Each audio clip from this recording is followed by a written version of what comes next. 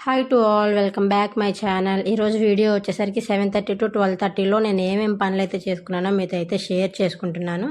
Video చూసి మీకు కనుక నచ్చినట్టయితే లైక్ చేయండి, షేర్ చేయండి, సబ్స్క్రైబ్ చేసుకోండి. మీ ఫ్రెండ్స్ అండ్ ఫ్యామిలీకి ఈ వీడియో యూజ్ అయ్యిద్ది అనిపిస్తే ఖచ్చితంగా షేర్ చేయండి. మార్నింగ్ వచ్చేసరికి నేనైతే టిఫిన్లోకి చపాతీ అయితే చేస్తున్నాను. చపాతీ కాంబినేషన్గా చికెన్ కర్రీ అయితే చేసుకుంటున్నాను. చికెన్ కర్రీ అయితే చేసి ఉంది, దాన్ని అయితే వేడి చేసుకుంటే సరిపోయింది. ఇక్కడైతే చపాతీలు అయితే నేను రుద్దేసుకొని కాల్ చేసుకుంటున్నాను. అయిపోయిన తర్వాత మేమైతే టిఫిన్ చేసేసాము. మా వారు వచ్చేసి 8:30 కల్లా ఆఫీస్కి అయితే వెళ్ళిపోతారు. ఆ లోపలనైతే నేనైతే టిఫిన్ చేసి పెట్టాలి. ఇంకా టిఫిన్ అయితే అయిపోయింది. ఇప్పుడు వచ్చేసరికి నేనైతే పప్పు చేస్తున్నాను. ఫస్ట్ అయితే ఒక గ్లాస్ ఆఫ్ పెసరపప్పు అయితే తీసుకున్నాను. 2 కట్టలు అయితే గోంగూర అయితే నేనైతే ముందే కడిగి పక్కన పెట్టేసుకున్నాను. పెద్ద పిరికిడ అయితే ఒక పిరికిడ అయితే నేను గోంగూర వేసుకున్నాను. దాంట్లోనే ఉప్పు, పసుపు, చింతపండు, పెద్ద సైజు టమాటాలు అయితే 2 అయితే వేసుకున్నాను. 10 నుంచి 15 దాకా మిరపకాయలు అయితే వేసేసుకున్నాను. మీ మంటకు తగ్గట్టు మీరే వేసుకోండి. దాంట్లో అయితే కొంచెం అయితే వాటర్ యాడ్ చేసి క్యాప్ అయితే పెట్టేశాను. స్టవ్ వెలిగించి స్టవ్ మీద అయితే కుక్కర్ పెట్టేశాను. 3 విజిల్స్ ఏమో హై ఫ్లేమ్లో రానిచ్చాను, 2 విజిల్స్ ఏమో లో ఫ్లేమ్లో రానిచ్చాను. తర్వాత ఇంకొక కళాయిలో వచ్చేసరికి గోంగూర పచ్చడి అయితే చేస్తున్నాను. ఆయిల్ అయితే కొంచెం వేసేసుకున్నాను. ఒక 10 నుంచి 15 దాకా దీంట్లో కూడా పచ్చిమిర్చి అయితే యాడ్ చేసుకున్నాను. టమాటా అయితే వేసేసుకున్నాను. కొంచెం అయితే ఉప్పు, కొంచెం అయితే ధనియాలు యాడ్ చేసుకోండి. ధనియాలు యాడ్ చేసుకోవడం వల్ల టేస్ట్ అయితే బాగుంటుంది. ఇప్పుడైతే అవి అయితే ఒకసారి కలబెట్టేసుకొని మగ్గబెట్టడానికి అయితే మనం పైన మూత అయితే పెట్టేసుకున్నాము.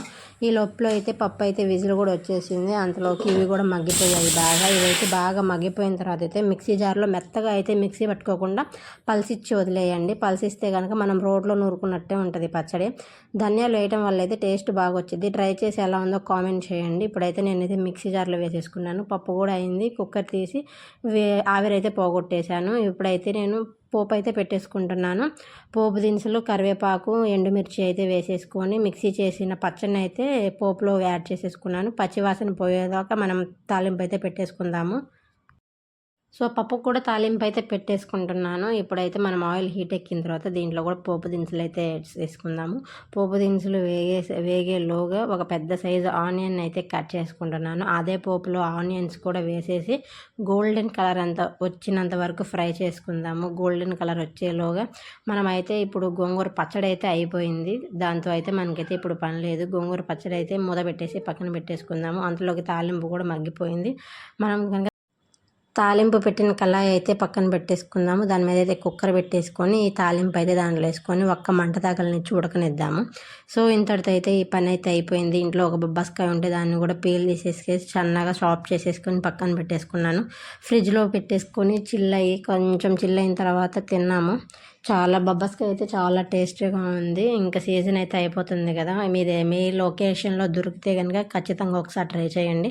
బొబ్బస్కాయ అయితే చాలా బాగుంది. అలా కొంచెం సేపు అనుకున్న తర్వాత అయితే టైం అయితే 2 అయిపోయింది. ఇంకా భోజనం చేసేసాము. భోజనం చేసిన తర్వాత అయితే నిన్న ఉతికిన బట్టలు ఉంటే కనుక నేనైతే తెచ్చేసుకొని నీట్గా మడతలు అయితే వేసేసుకున్నాను.